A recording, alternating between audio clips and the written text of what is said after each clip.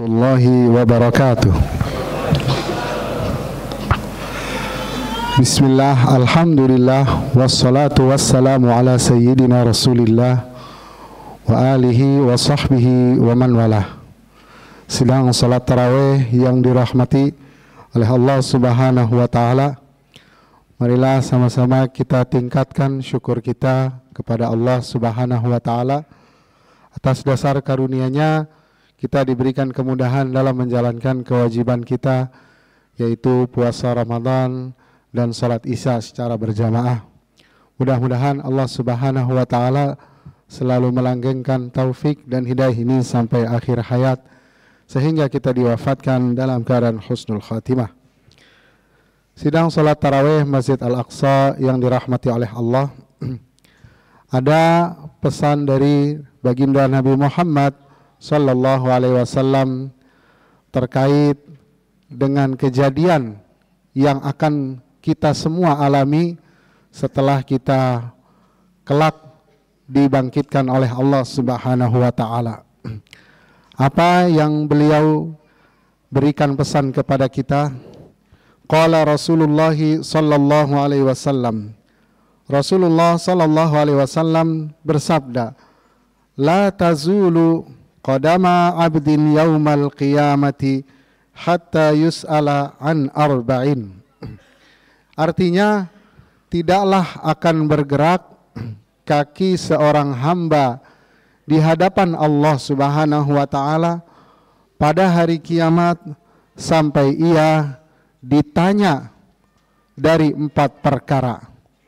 Jadi kelak masing-masing kita akan menghadap Allah subhanahu wa ta'ala dalam keadaan sendiri, seperti yang digambarkan di dalam surat Maryam, wa kulluhum atihi yaumal qiyamati farda, dan semuanya, yaitu manusia dan juga jin, akan datang ke hadapan Allah subhanahu wa ta'ala dalam keadaan sendiri. Untuk apa? Untuk diadili. Kemudian akan ditanyakan 4 perkara, di mana kaki seorang hamba nggak akan beranjak dari tempat ia berdiri sampai ia menjawab dari pertanyaan yang Allah tanyakan kepadanya. Apa saja pertanyaan tersebut? Pertama adalah an umrihi fima afnah. Yang akan ditanyakan pertama adalah tentang umurnya, untuk apa ia habiskan. Jadi dari masing-masing kita diberikan jatah waktu di dunia sampai beberapa tahun, dan kemudian selama itu pula Allah subhanahu wa ta'ala akan bertanya kepada kita untuk apa umur tersebut dihabiskan. Setiap waktunya, setiap detik yang lewat, kita akan ditanya oleh Allah untuk apa waktu itu dilewatkan. Kemudian yang kedua, wa an ilmihi fima fa'ala fi, dan seorang hamba tersebut akan ditanya tentang ilmu yang ia dapatkan, untuk apa ilmu tersebut ia kerjakan. Jadi kalau kita hadirin jamaah rahimakumullah yang hadir di sini, masya Allah, adalah orang-orang yang terpelajar, yang mempunyai pendidikan yang bagus. Nah, orang yang mempunyai jenjang pendidikan bagus, atau semua orang yang punya ilmu, bahkan atau yang lebih lagi adalah yang punya pendidikan tinggi, S1 kah, S2 kah, S3 kah, atau bahkan kalau ada yang lebih mungkin sampai S5 ya, itu akan ditanya oleh Allah subhanahu wa ta'ala pendidikan yang ia tempuh dari awal ia belajar sampai akhirnya ia meraih gelar-gelar yang tinggi. Untuk apa ilmu yang ia raih, yang ia kumpulkan dari awal sampai akhir? Apakah ilmu tersebut untuk ia gunakan memakmurkan bumi, untuk memberikan kebaikan kepada dirinya atau keluarganya, atau sekedar ingin berbangga-banggaan, atau sekedar ingin ia dipuji oleh orang lain, atau sekedar ia ingin mendapatkan pangkat, atau bahkan ia belajar tinggi-tinggi hanya untuk satu kepentingan berupa syahwat pribadinya. Itu semua akan ditanyakan oleh Allah subhanahu wa ta'ala. Kemudian yang ketiga, wa an malihi min aina iktasabahu wa fima anfaqahu, dan seorang hamba tersebut akan ditanya tentang hartanya, dari mana ia dapatkan, kemudian untuk apa ia gunakan harta tersebut.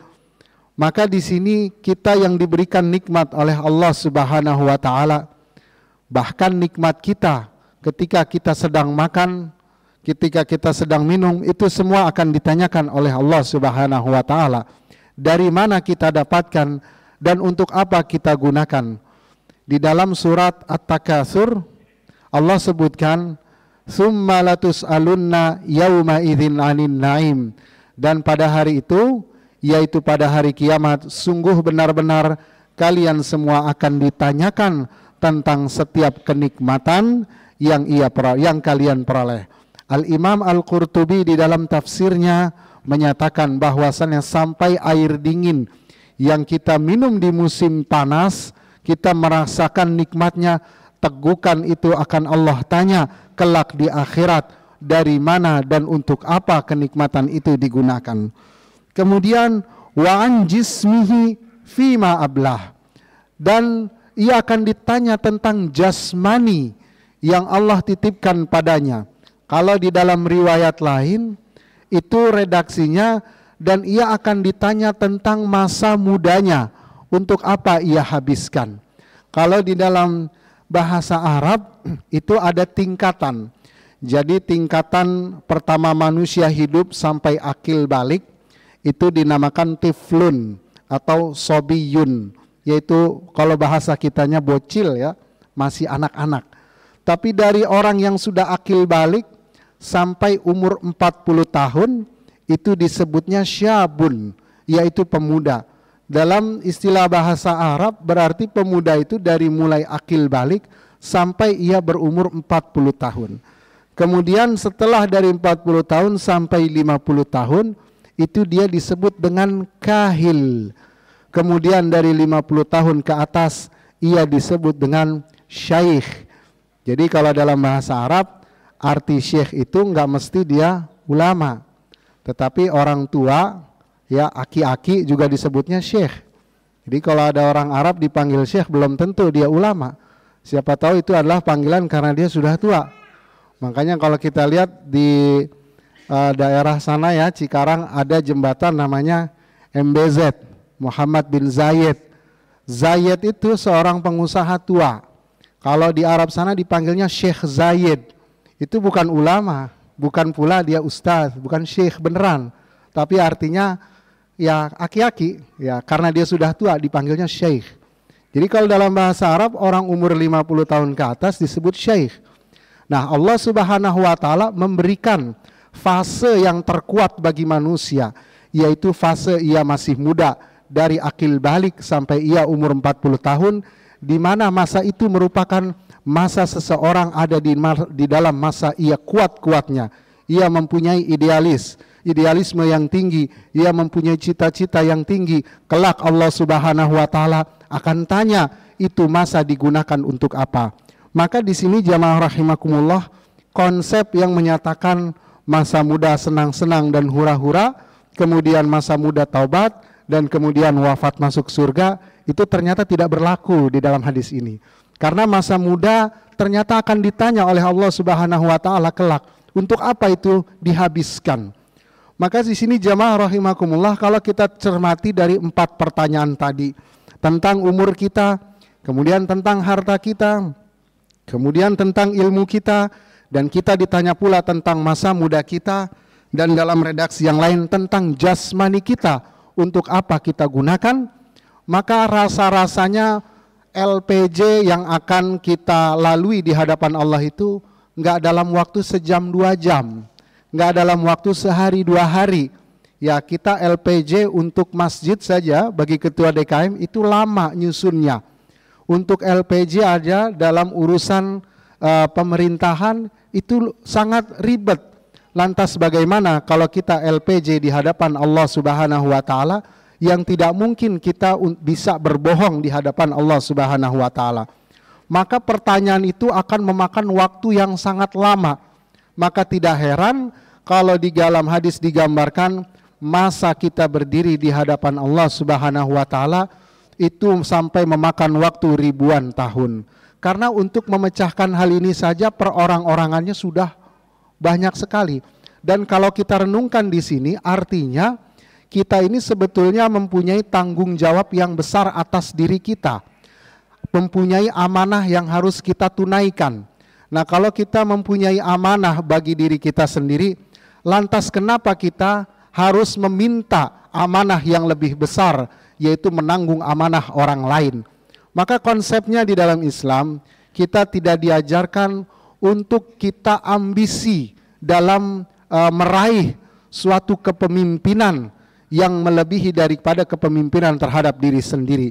Kenapa demikian? Karena sejatinya amanah yang kita emban untuk diri kita sendiri aja itu sudah sangat berat. Maka orang yang berambisi untuk mendapatkan satu tampuk kekuasaan, satu tampuk kepemimpinan, itu menandakan ada kebodohan di dalam dirinya. Untuk amanah yang ia emban diri sendiri saja, kelak ia akan berat untuk melaksanakannya dan menjawabnya di hadapan Allah Subhanahu wa taala. Lantas bagaimana ia harus menjawab tentang amanah yang ia emban dari amanah orang lain? Ratusan, ribuan, jutaan, bahkan ratusan juta orang menjadi amanah ditanggung kepada pundaknya. Sungguh ini adalah orang yang bodoh. Maka Rasulullah bersabda, siapa yang ia terlalu ambisi untuk mencapai suatu tampuk kekuasaan atau kepemimpinan, maka niscaya ia akan diberikan tanggung jawab untuk mengemban itu sendiri. Waman tuliba, dan siapa yang ia diminta untuk mengemban satu amanah yang besar, yang melebihi dari amanah dirinya, maka niscaya ia akan ditolong oleh Allah Subhanahu wa taala. Jadi Islam mengajarkan kita pula agar kita hendaknya tidak terlalu berambisi untuk kita bisa mencapai kepada satu tampuk kepemimpinan. Karena amanah yang kita emban buat diri sendiri aja udah berat. Kemudian jamaah rahimakumullah, kalau kita renungkan dari 4 pertanyaan tadi, maka kita akan seakan bertanya bagaimana kita cara jawabnya. Dan sudah banyak waktu yang hilang dari kita. Dan sudah banyak pekerjaan-pekerjaan yang kita lakukan dengan sia-sia. Maka di sini Allah menurunkan rahmatnya seperti yang tidak tadi dibacakan oleh imam, yaitu surat Al-Qadar yang bunyinya, A'udzubillahi minasyaitonirrajim, Lailatul Qadri khairun min alfisyahr. Jadi kalau kita merasa mungkin kita kurang maksimal dan dengan mengingat hadis yang tadi, lantas kita bagaimana jawabnya? Tenang saja, Allah Maha Rahman, Allah Maha Rahim. Allah menurunkan satu malam di dalam bulan Ramadan yang dengan malam tersebut cuma dalam satu malam, tetapi kalau kita beribadah pahalanya melebihi 1000 bulan. Kalau mau main hitung-hitungan berarti 1000 bulan kisaran 80 tahun. Kita cuma beribadah satu malam tetapi dapat pahala 1000 bulan yang setara dengan 80 tahun. Dan ini enggak diberikan kepada umat yang lain selain daripada umatnya Nabi Muhammad sallallahu alaihi wasallam. Kalau di dalam tafsir-tafsir disebutkan lebih baik daripada 1000 bulan bukan angkanya, tapi ini sebagai penunjukan bahwa saking banyaknya kebaikan yang ada pada malam tersebut, maka kebaikan itu tidak bisa dihitung oleh apapun, yang itu bisa diterjemahkan dengan mudah dengan kalimat bahwasannya Lailatul Qadar lebih baik daripada 1000 bulan. Jadi kita beruntung selaku umatnya Nabi Muhammad.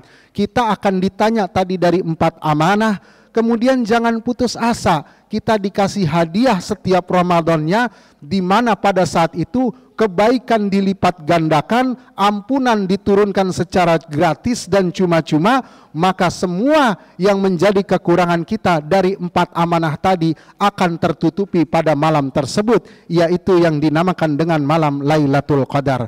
Mudah-mudahan kita semua diberikan oleh Allah Subhanahu wa taala kebaikan daripada malam Lailatul Qadar. Marilah kita sama-sama untuk mempersiapkan daripada malam Lailatul Qadar. Yang pertama adalah dengan kita memperbanyak daripada membaca Al-Quran.